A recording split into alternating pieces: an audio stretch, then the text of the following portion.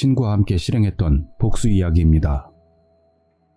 불편한 묘사도 꽤 많으니 보기 싫으신 분들은 스킵해 주시기 바랍니다. 지금 생각해봐도 엄청난 일을 저질렀구나 싶은, 그리고 인간의 집념이라는 게 정말 무섭다는 것을 이곳에 이야기해 보겠습니다. 친구인 코타에게는 여동생이 있고 둘이 지방에서 올라와 진학과 취직을 했고 언제나 연말연시에는 본가로 귀성하곤 한다. 어느 해 언제나처럼 귀성해서 양친과 넷이 저녁을 먹던 중 엄마가 "그러고 보니 레이짱 앞으로 고등학교 때 같은 반 애한테 결혼식 초대장이 왔더라" 라며 여동생에게 건네주었다. 동생은 처음엔 "누구지?" 라며 기쁜 듯 보였는데 봉투에 발신인을 본 순간 안색이 조금 나빠지는 느낌이었다고 한다. 그날 밤 걱정이 되어 동생 방으로 가서 무슨 일이냐고 물어보았더니 동생은 금방이라도 울음이 터질 것 같은 표정으로 이야기를 시작한다.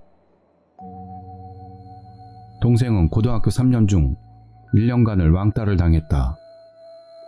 왕따의 주범은 결혼식 초대장을 보내온 유이코.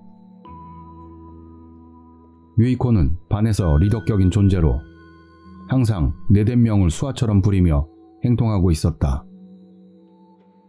처음에는 동생이 공부를 열심히 하고 성적이 우수한 것을 비웃으면서 시작된다. 무시, 교과서의 낙서, 문구를 버리더니 점점 심해지기 시작했다고 한다.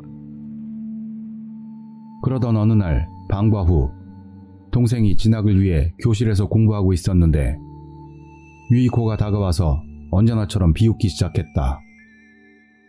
동생은 무시했다고 하는데 갑자기 유이코에게서 뺨을 맞고 바닥에 넘어지고 만다. 그러더니 둘러싸고 있는 무리들에게 몸을 눌리고 억지로 교복을 벗기더니 끈으로 손발을 묶는다. 그리고 유이코가 병에 들어있던 하얀 액체를 얼굴에 뿌린다. 아픔과 겁에 질려 눈물바다가 된 모습을 보면서 유이코와 친구들은 깔깔대고 웃으면서 그대로 놔두고 돌아가 버렸다고 한다. 코타는 유이코와 친구들이 벌인 왕따와 여동생의 괴로움을 몰랐던 자신에게 속이 부글부글 끓어올랐다. 눈앞에서는 동생이 눈물을 펑펑 쏟고 있다. 동생은 가족들에게 걱정을 끼치고 싶지 않아 자신이 당한 일을 알리고 싶지 않아 여태껏 입을 닫고 있었던 것이다. 동생에게 그런 지독한 짓을 해놓고 결혼식에 오라고 한다니 말도 안 된다. 그런 인간의 결혼식 같은 것은 안 가도 된다라며 코타는 말했지만 동생은 안 갈 수가 없다고. 그러면 더욱더 엄청난 일이 벌어질 것이라고 한다. 게다가 본가에 초대장이 보내지기 한 달 전 갑자기 동생이 휴대폰으로 연락이 왔다. 유이코로부터였다. 목소리도 듣기 싫었지만 유이코는 제멋대로 떠들어대기 시작한다. "내가 이번에 결혼한다. 결혼식에 꼭 나와라. 안 나온다면 고등학교 때 너희 추잡한 모습을 찍어놨으니까 가족하고 친척한테 뿌려버리겠다. 물론 축의금도 가져와라. 만족할 만한 돈을 가져온다면 사진은 뿌리지 않고 너에게 모두 돌려줘도 괜찮다." 라고 낄낄대며 말했다고 한다. 말하자면 결혼식을 빙자한 공갈 협박이다. 최악의 경험을 했던 때는 고등학교 3학년 때뿐이고 전문대나 직장에서는 왕따를 당하는 일이 없었기 때문에 안심하고 있었는데 느닷없는 전화였다. 여동생은 부들부들 떤다. 코타는 결심한다. 유이코에게 보복을 하자. 동생을 이 이상 괴롭히는 인간에게는 제재를 가한다. 그리고 대학교 때 가장 친했던 나에게 협력해주지 않겠냐는 연락을 보낸 것이다. 이야기를 들어보니 아무래도 유이코는 인간 쓰레기 말고는 생각할 수 없는 인간이라 보복하려면 마음껏 하라며 나는 코타의 보복에 협력하기로 한다. 우선은 유이코의 정보를 모으기로 한다. 고등학교 졸업 앨범 사진을 단서로 SNS로 이름과 사는 곳의 지명을 검색했더니 생각보다 빠르게 발견할 수 있었다.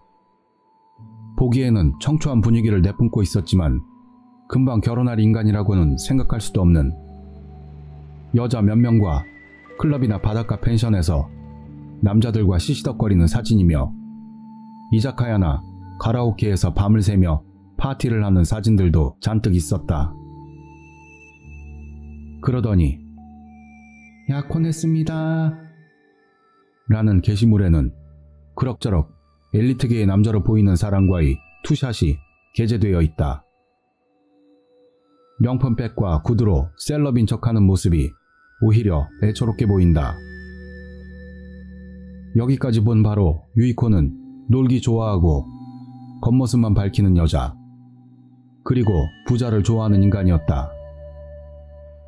잘생기기만 하면 아무하고나 붙어먹는 것이라는 것. 그렇다는 것은 정조관념도 제로 아닐까? 라고 우리들은 생각했다. 그렇다면 그런 관념 제로의 부분을 이용해서 일을 만들어 보는 게 좋겠다고. 그쯤에서 나는 어떤 인물을 소환하게 된다. 나에겐 흑역사이지만 학생 시절 적당히 놀던 시기가 있어서 곧잘 어울리던 지인이 있었다. 보기에는 친절한 듯 남자다운 듯 날렵한 인상이지만 모델 체형의 잘생긴 녀석. 그리고 헌팅이 특기인 남봉꾼이다. 나와 놀 때는 항상 여자를 호텔까지 모시고 가던 놈이다.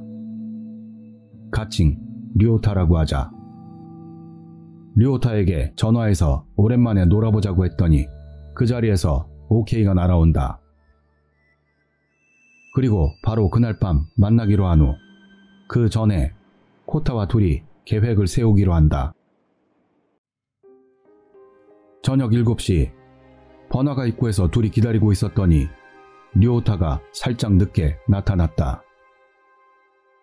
조금 가벼워 보이기는 해도 유이코 같은 인간에게 상처를 주고 즐거워할 나쁜 사람으로는 보이지 않는다. 여자에게는 약한 좋은 녀석이다. 헌팅에 능숙한 게 장점이 되기도 하고 단점이 되기도 하는 재미있는 녀석이다. 류오타와 재회하니 왠지 놀다 지쳐 쓰러지던 때의 기분이 되살아난다. 코타를 소개하고 일단 먼저 저녁을 먹자고 얘기가 나와 이자카야에 들어간다. 류오타는 지금 관리직에서 일하는 고수입의 여친 집에 얹혀 살고 있고 그녀도 헌팅으로 낚았다고 한다.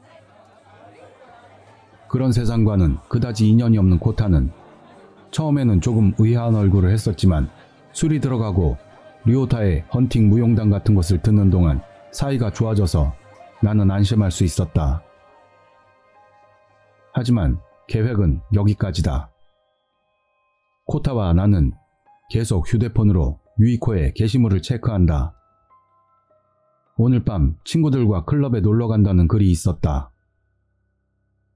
그리고 유이코가 클럽 내 사진을 SNS에 업로드한 것을 확인한 시점에서 류오타에게 이번에 부른 이유와 계획을 밝혔다. 요약하면 클럽에서 유이코를 류오타가 헌팅하고 그 뒤 넷이서 클럽을 빠져나와 유이코가 좋아할 만한 멋진 연출을 만든다. 그리고 류오타와 유이코를 둘이 있게 만들고 류오타는 그대로 유이코를 호텔로 데리고 가서 둘이 관계를 가지게 만든다. 그리고 그 모든 것을 비디오로 녹화한다. 캠코더는 남자들끼리 만나기 전에 미리 예약해놓은 호텔방 안에 들키지 않는 곳에 세팅시켜 놓았다. 동작 감지 기능과 원격 조작으로 녹화가 가능한 것을 코타가 준비해 놓았다. 나는 오래전 기억을 더듬어 멋진 연출이 될 만한 것을 준비했다. 연출과 호텔 비용은 우리가 부담한다. 그 대신 너는 몸을 빌려주면 돼. 라고 부탁했더니 의외로 류오타는 흔쾌히 수락했다. 여친이 일이 바빠서 내가 좀 많이 쌓여있지. 그럼 걸레하고 공짜로 놀 수 있다니 얼마나 행운이냐. 라며 굉장히 즐거워한다. 류오타의 사고회로는 언제나 상식밖이라고 생각된다. 클럽의 위치를 확인하고 3명이 들어간다. 폭발음 같은 음악과 미러볼과 수많은 관객 사이를 헤집고 들어가니 안쪽 라운지의 소파에 여자 몇이 떠들며 앉아있다. 그 한가운데 유이코가 있다. 어느 정도의 거리에서 잠시 동정을 살펴본다. 같이 있던 여자들이 화장실인지 어딘지로 잠깐 갔을 때 류오타를 그쪽으로 보낸다. 10분도 되지 않아 헌팅은 성공. 상상했던 대로 잘생긴 사람을 좋아하는 유이코는 류오타가 말을 걸 때마다 깨악깨악거리며 떠들어댄다. 마시고 싶은 거 있으면 내가 사줄게. 에?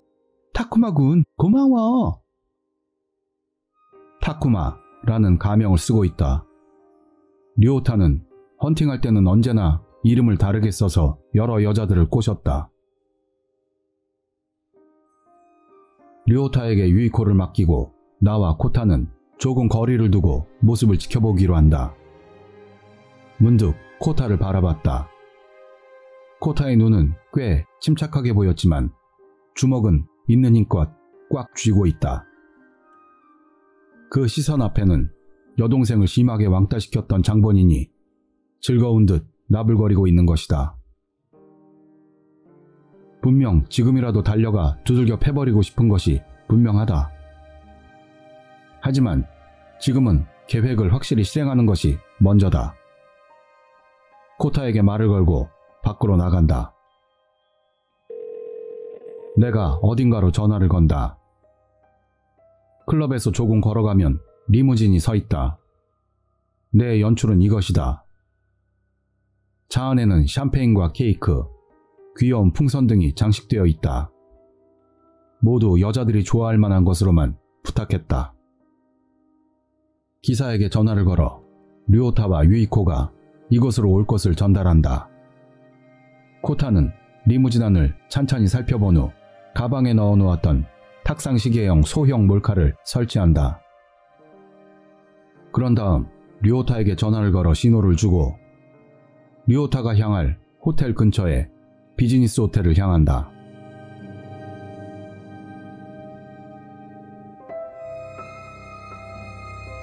그 다음 날은 일요일. 일을 마치고 캠코더를 회수한 류오타에게서 연락이 왔다. 근처 역에서 만나 셋이 코타의 집으로 향한다.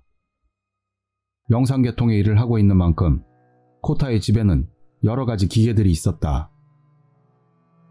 서둘러 캠코더의 데이터를 PC로 옮겨서 편집한다. 리무진 안에서 물고 빨던 두 사람.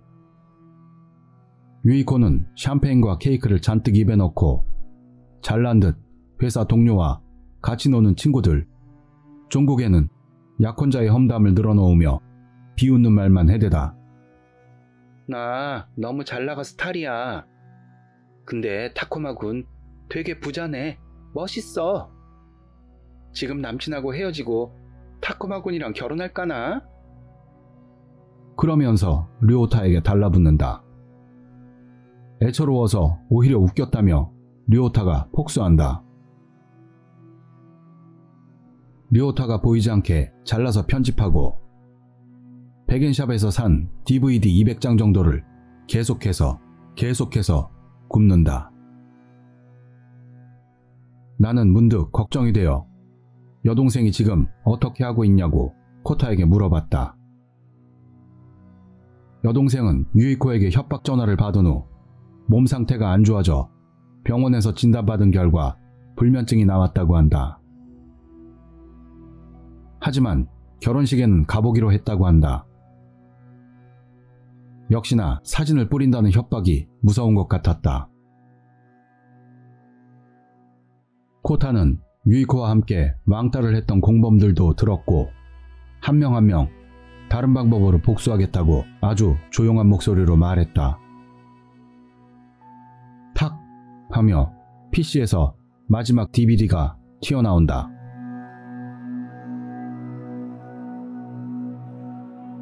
유이코의 결혼식 당일, 코타와 나는 양복을 입고 식장으로 향한다.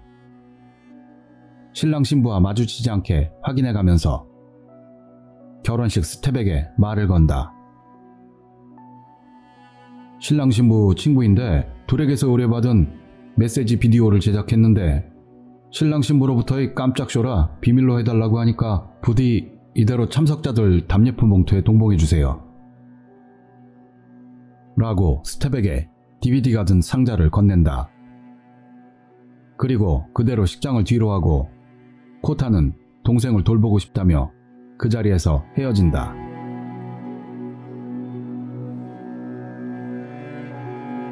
그리고 약 2주 후 코타에게서 연락이 와서 식사 자리에 나간다. 만나기로 한 장소에 가보니 코타와 여동생, 심지어는 류오타까지 와 있었다. 코타와 여동생은 결혼식 후 무슨 일이 벌어졌는지를 이야기해 주었다. 유이코의 결혼식에는 양가 친척들은 물론 회사 동료와 간부급 직원들 그리고 고등학교, 대학교 친구들 등 합치면 200명 정도가 모여서 성대하게 시작됐다고 한다. 하지만 결혼식이 끝나고 모두가 메시지 비디오라는 그 DVD를 돌아가서 본 후 한방에 아수라장으로 변한다. 양가 친척, 특히 신랑 측은 극대노하고 결혼은 없던 일로 하기로 된다. 그리고 그날 클럽에서 유이코 주변에 있던 여자들은 회사 동료들로 뜻을 모아 돈을 걷어 결혼 축하 파티를 기획하고 있었다고 하는데 유이코가 자기들을 비웃으며 헐뜯은 것에 분노하여 절교를 선언. 회사 간부급까지 참석했던 사실과 함께 SNS까지 위험한 DVD가 확산되는 바람에 유이코는 회사를 그만둘 수밖에 없게 된다. 그 후 여동생의 휴대폰으로 다시 전화가 걸려온다. 니까짓 게 땡땡 선생한테 살랑대면서 열심히 공부한 척해서 그렇게 된 줄 알아. 내가 불행한 건 전부 네 탓이야. 이참에 사진 다 뿌려버릴 거야. 넌 죽었어. 라며 히스테릭한 목소리로 부르짖었다고 한다. 하지만 동생은 그 대화를 모두 녹음했다. 그 음성 데이터와 제발 유이코를 멈추게 해주세요 라는 메시지를 첨부한 편지를 유이코의 부모 앞으로 보냈더니 얼마 지나지 않아 집으로 찾아온 유이코의 부모들이 무릎 꿇고 사과했다고 한다. 코타도 바로 집으로 달려가 왕따를 당했던 사실과 공갈 협박 전화를 받은 것을 전부 부모에게 알렸다. 그리고 어째서 유이코가 직접 사과하러 오지 않는 겁니까? 라고 언성을 높여 묻자 유이코의 부모는 여동생의 편지를 읽고 나서 딸을 질책하려고 했지만 웬일인지 축의금을 모두 가지고 종족을 감췄다고 한다. 그리고 지금은 어디 있는지도 모른다고. 실제로 여동생의 사진이 있는지도 모르고 휴대폰도 연결되지 않는다고 한다. 모든 수단을 써서 반드시 찾겠다고 몇 번을 사죄하고 동생이 보냈던 축의금을 모두 돌려주었다. 경찰에게 연락해서 동생의 신변보호를 요청하겠다고 했으나 별로 믿을 수 없어서 걱정하던 차에 코타의 휴대폰으로 류오타로부터 연락이 온다. 유이코가 집까지 스토킹해오는 바람에 여친과 대판 싸웠다고 한다. 축의금으로 보이는 돈을 흔들면서 같이 해외에 나가서 살자며 난리치고 있다는 말이었다.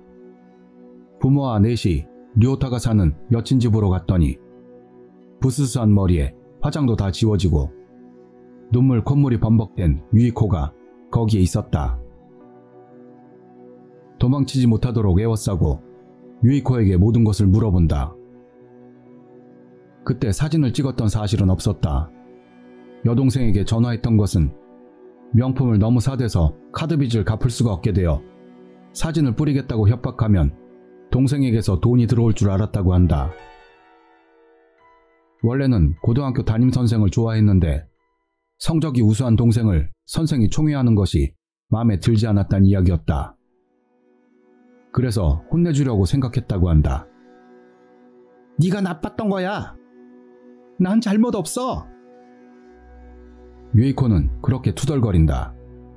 그런 당치도 않은 이유에 모두가 아연실색했다고 한다. 유이코는 부모에게 뺨을 있는 대로 맞고 끌려갔다. 남은 4명은 한동안 멍하니 그 자리에 굳어 있을 수밖에 없었다고. 그리고 유이코와 함께 여동생을 왕따시켰던 애들은 코타가 손을 대기도 전에 스스로 자멸했다고 한다.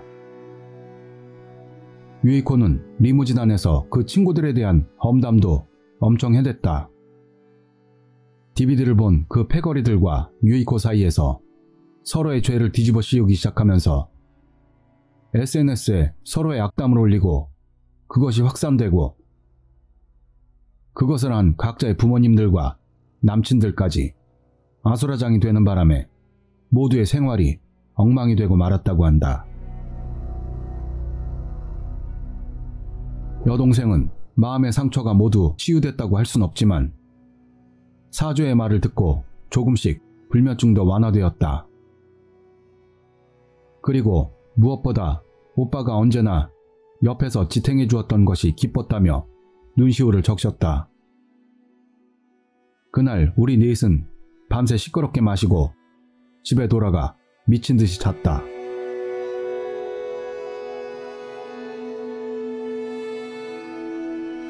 그로부터 2년이 지난 최근 오랜만에 AV라도 볼까 생각하면서 성인 비디오점에 가서 이것저것 찾아보았다. 어느 코너에는 조금 특수한 장르의 AV가 있었는데 문득 눈에 띈 작품에 어딘가 본 것 같은 얼굴이 보였다. 그것은 유이코였다.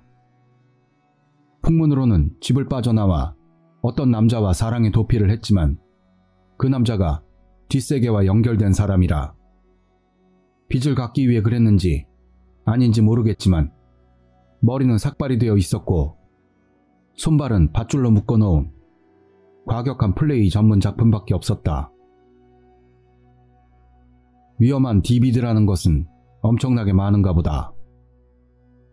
딱 그날은 코타 여동생의 결혼식에서 돌아가는 길이어서 기묘한 우연이라고 생각했다. 이 이야기는 이것으로 끝입니다. 이렇다 할 내용도 없었지만 여러 의미로 사람이란 정말 무서운 존재 같습니다.